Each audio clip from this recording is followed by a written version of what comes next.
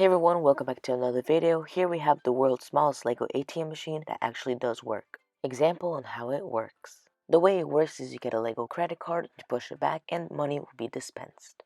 On top of the ATM machine, you'll see me pushing down a one by one brick. The reason for that is so the money won't get stuck while it's getting deposited. Now let's do it one more time.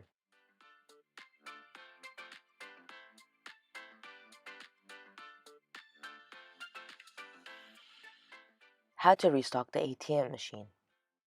On the left side of the ATM machine, there's a 1x2 brick that has a plus sign in the middle and can get a plus sign key, open it, and restock the money.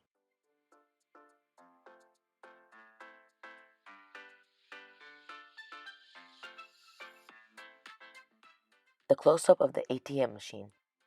Here's just a better look on how the credit card makes the money get deposited.